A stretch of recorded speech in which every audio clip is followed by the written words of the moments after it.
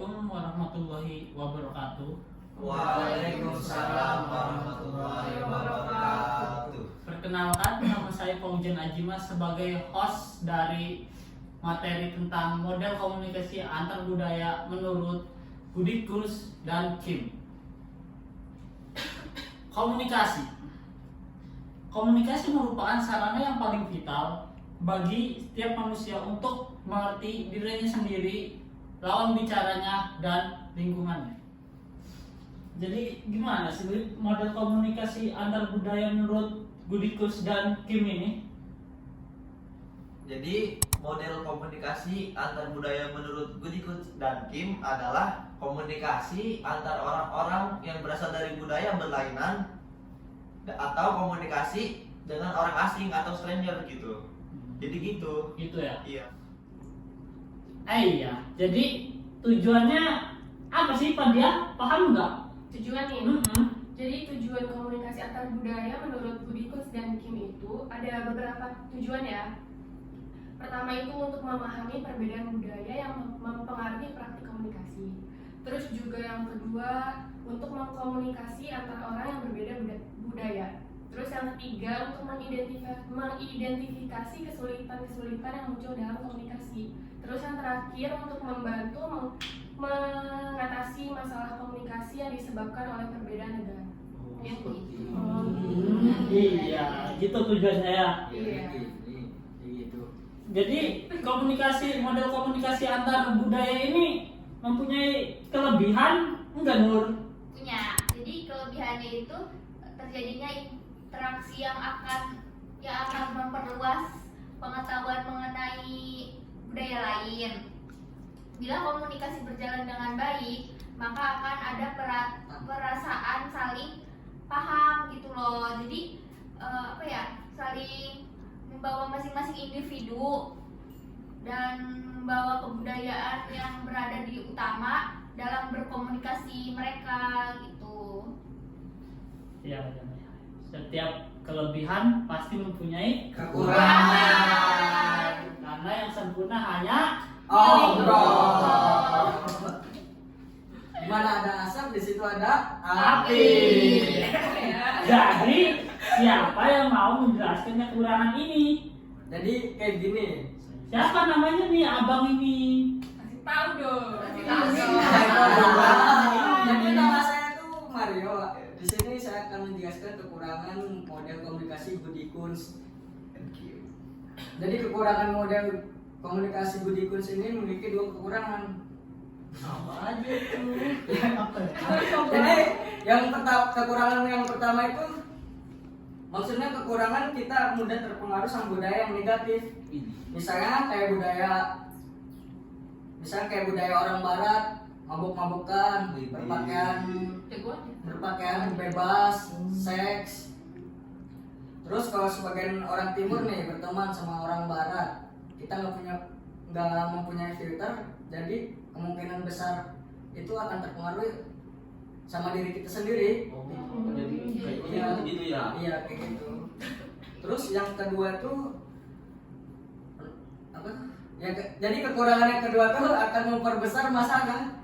Selain itu juga kekurangan dari model ini juga memperbesar kesalahpahaman dikarenakan salah satu pihak-pihak yang belum mengerti kebiasaan-kebiasaan yang dilakukan oleh pihak orang lain kayak gitu. Jadi kayak gitu. Ya. Itu yang kekurangannya ya. Nah, jadi guys, model komunikasi Budikus dan Kim ini mempunyai elemen-elemen.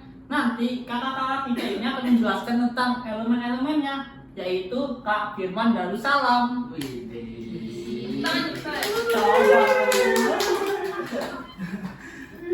Ya di model Budikus dan Kim ini memiliki elemen-elemennya. Iya. Jadi elemennya ada 4 ya. Yang pertama itu ada sender dan atau encoder ya. Iya. Sender dan encoder itu yaitu orang yang memberikan pesan atau juga disebut komunikator. Yang kedua ada receiver atau decoder, yaitu sasaran atau tujuan penyampaian pesan atau juga bisa disebut komunikan ya. Yang ketiga ada pesan atau sesuatu atau isi yang disampaikan oleh komunikator kepada komunikan atau audiens ya. Yang keempat itu ada umpan balik atau feedback, yaitu dalam bentuk respon, tanggapan atau jawaban yang dikirimkan oleh komunikator tersebut sih. Ya, jadi model komunikasi ini berarti gak mempunyai hambatan ya? Tidak. Tidak ya? Oh. Tidak mempunyai hambatan ya teman-teman. Jadi coba jelaskan ke Hana contoh kasus model komunikasi antar budaya menurut Goodikurs dan Kim ini gimana? Jadi di sini saya mau ngejelasin tentang contoh kasus model komunikasi Goodikurs dan Kim. Sorry. Jadi contoh kasusnya itu ada 3. Itu yang pertama budaya atau suku ya. Jadi di Indonesia ini kan ada banyak suku. Kita ambil dari 2 suku. Suku mana tuh? Itu yang pertama suku Sunda sama suku Jawa. Nah kalau di suku Sunda itu pisangnya itu kan cau ya. Nah kalau di Jawa itu gedang. Padahal itu kan sama-sama buah yang sama, cuma bahasanya aja yang beda. Nah yang kedua itu yaitu negara. Jadi kayak misalnya tuh ada orang Amerika, orang Jepang. Jadi orang Amerika ini mau mengajak kerjasama orang Jepang ini, dan ketika dia tuh lagi mempresentasikan apa yang ditujukin gitu, orang Jepang ini memberi respon kayak menganggukkan kepala dan tersenyum. Di pikiran orang Amerika ini, orang Jepang ini kayak wah dia bakal terima nih kerjasamanya gitu. Tapi ternyata setelah beberapa hari kemudian tuh yang datang tuh surat penolakan kerjasama. Nah dari situ tuh bisa disimpulkan bahwa senyum dan anggukan dari orang Jepang itu adalah tanda menghargai saja gitu, bukan untuk menyetujui. Terus yang terakhir yaitu agama. Jadi misalnya kita tinggal di Bali. Nah Bali kan mayoritasnya Hindu ya. Buddha dan Hindu. Terus kalau misalkan jadi misalkan lagi nyepi nih, kan kalau nyepi ini harus matiin lampu ya. Dan di situ kita juga harus menghormati, jadi menghargai dengan ikut mematikan lampu dan nggak keluar rumah. Ya, walaupun kita berbeda agama. Kasihan ya, kayak contoh kasus nomor 2 itu kasihan orang Amerika ya. Tapi penolakan itu pasti. Karena apa? Karena penolakan itu bisa membuat kita lebih kuat, bisa membuat kita lebih tahu mana kelemahan-kelemahan kita. Jadi kita itu harus memperbaiki kualitas kita.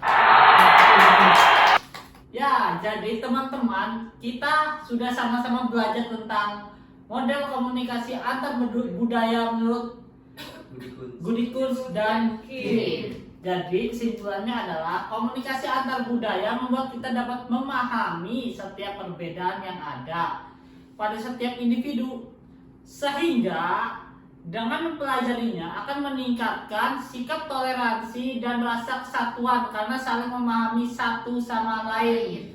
Cukup sekian podcast dari kami. Terima kasih. Wassalamualaikum warahmatullahi wabarakatuh.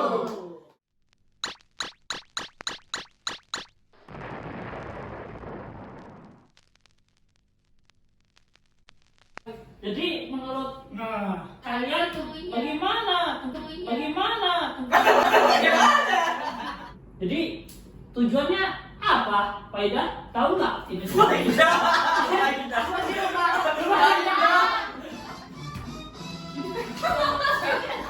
menurut William Beguriknus dan